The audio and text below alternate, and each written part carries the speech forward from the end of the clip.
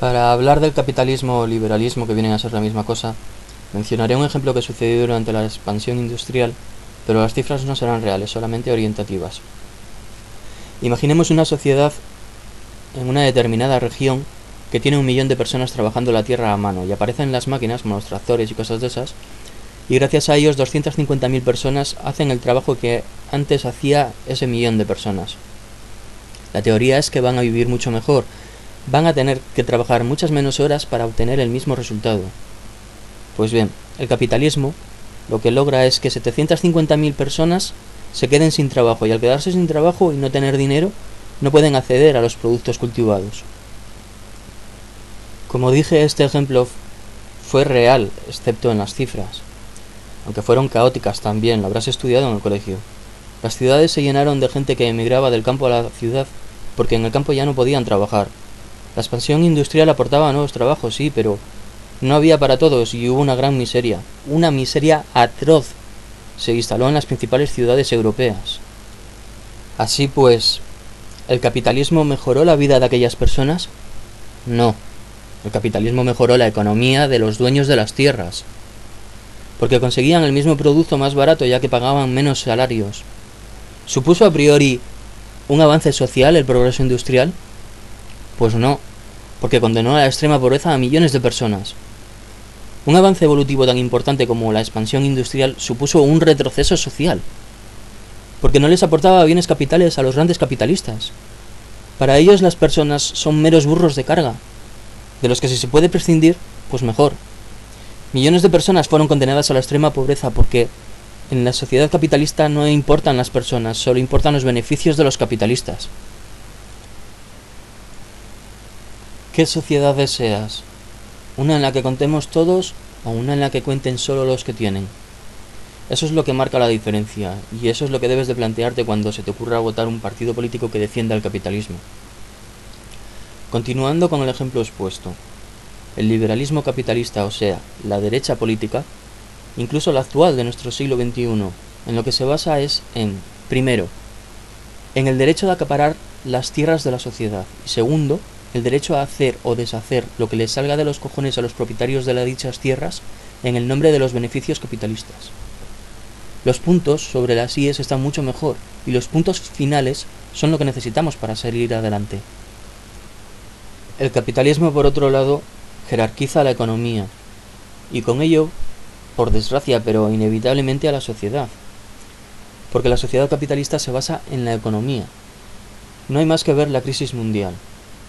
Se debe a que unos pocos peces gordos se han arruinado. ¿Acaso daban esas pocas empresas trabajo a todos los millones de personas que están sufriendo la crisis? Obviamente no. Hay millones de pequeños empresarios y muchos millones más de asalariados que se han quedado arruinados como consecuencia de que se arruinaran unos pocos peces gordos. La estructura de la sociedad es la dependencia de las clases medias y bajas hacia las clases altas, y eso es consecuencia del capitalismo. La sociedad somos todos, y lo vas a entender fácil. Una parte de nuestras ganancias las depositamos en un fondo común, los impuestos. Son para mejorar nuestra sociedad, para construir carreteras que nos faciliten la vida, hospitales para cuando por desgracia lo necesitemos, escuelas. Esto significa que asumimos que somos todos a una, que somos una sociedad cooperativa, todos juntos en la misma dirección, hombro con hombro por el bien común. Pero el capitalismo fracciona estos esfuerzos colectivos, ya que de hecho el capitalismo y el liberalismo se basan en la individualidad y no en la colectividad. Como individuos nos apoyamos en la sociedad y la exigimos que cuide de nosotros aportándonos todo cuanto necesitemos. Pero una sociedad capitalista no puede hacer eso porque el capitalismo no se puede permitir mantener algo que no aporte ganancias financieras. El esfuerzo común debe de garantizar el bienestar común sin exclusiones. En caso contrario será un esfuerzo inútil o poco práctico. El capitalismo significa competitividad y no cooperación. Es un hecho que solo unos pocos necios se atreven a negar. Por sí mismo, por sus propias reglas, no da más opción que a mirar por uno mismo, incluso mirando a la competencia como una amenaza. Aquello que sucedió masivamente con la expansión industrial sucede a diario en nuestra sociedad. Y no solo ahora con la crisis, las personas que se quedan sin sus trabajos reciben una prestación social, y después de ese tiempo, si no encuentran nada, el capitalismo les condena a la exclusión social. La clave no está en prohibir la propiedad privada, como dicen muchos. La propiedad privada debe de existir, pero el Estado debe de garantizar la riqueza comunal con total independencia de la sociedad privada, y la sociedad privada no puede influir ni en lo más mínimo en la riqueza comunal o comunitaria. Todos los problemas que en la actualidad tenemos en todo el planeta es precisamente por la influencia de la propiedad privada sobre la comunal, o comunitaria, como la quieras llamar. Lo que es de todos no puede pertenecerle a unos pocos.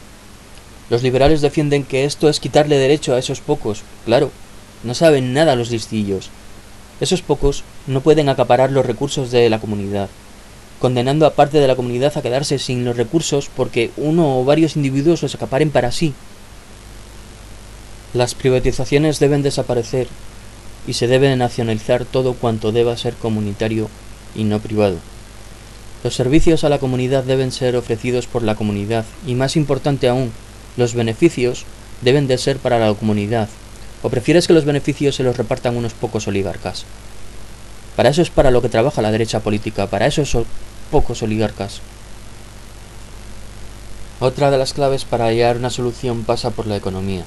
No podemos tener un sistema económico finito en el que cuando unos acumulan mucho a otros les falta. Volviendo al ejemplo inicial, si 750.000 personas necesitan un trabajo, pueden ir a sacar brillo a las farolas, tal y como suena. En nuestro sistema actual no sería posible asignarles un sueldo por dejar relucientes nuestras farolas. Sería imposible, pero hagamos un planteamiento diferente y razonable. El hecho de que toda la población o unidad familiar obtenga un sueldo puede ser negativo, puede ser contraproducente. Si lo es, apaga y vámonos. Nuestro sistema capitalista actual dice que no solo es contraproducente, sino que es imposible, es inviable en prácticamente cualquier caso. En la teoría quizás sí sea posible, pero en la práctica no lo es, nunca lo ha sido.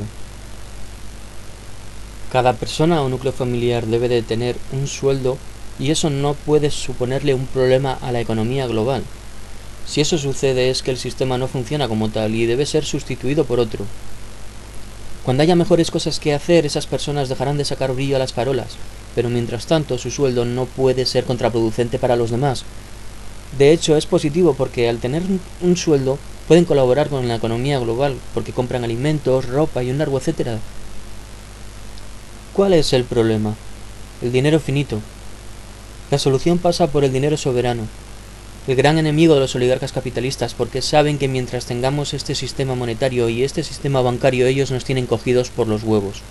Por eso mataron a Kennedy, a Garfield y a Abraham Lincoln. El sistema capitalista actual no funciona y debe ser sustituido, le pese a quien le pese. Es la hora de hacer un alto en el camino y realizar ajustes. Te voy a poner otro ejemplo de capitalismo más sencillo. ¿Por qué se gasta un pastón la gente en libros para el colegio? Hay miles de personas que con 2 o 3 hijos no pueden pasarle los libros del mayor al pequeño. Si por ejemplo se alquilaran en vez de que se compraran, podrían durar un mínimo de 5 años. Si se hicieran fotocopias del libro escolar, saldrían más baratos. O si los colegios los prestaran y solo cobraran cuando se rompan. Pero no. En el capitalismo las cosas no se hacen para que sean prácticas. Se hacen para que sean rentables. A unos pocos, claro. Y no importa si es en detrimento de los demandantes del servicio. De hecho, si los servicios no son rentables ni se hacen, como es en el caso de la sanidad privada. El capitalismo se construye con el capital que se gana, papel o moneda, y hace que la sociedad se base en eso y no en sus propias necesidades. Eso es secundario para el capitalismo. El capitalismo no es capaz de satisfacer las necesidades sociales, porque el capitalista solo puede aspirar a satisfacer sus propias necesidades económicas, y amolda su negocio a sus ganancias, y no a la calidad del servicio. Cuando tienen competencia se esfuerzan, pero cuando no la tienen, te crujen. Hace 2 siglos, fruto de las revueltas populares, surgió un movimiento político llamado de izquierdas, con la idea de solucionar todos los problemas de los que te he hablado en el vídeo. Hace 2 siglos, se definió a la izquierda política como la voz del pueblo, y a la derecha política se la definió como la voz de los oligarcas. Si lo dudas, puedes informarte al respecto. Sucedió por primera vez en la Revolución Francesa, y por desgracia esto no ha cambiado, y es por eso que a día de hoy el 20% de la población sigue poseyendo los recursos del 80% de la población mundial, condenándola a la extrema pobreza.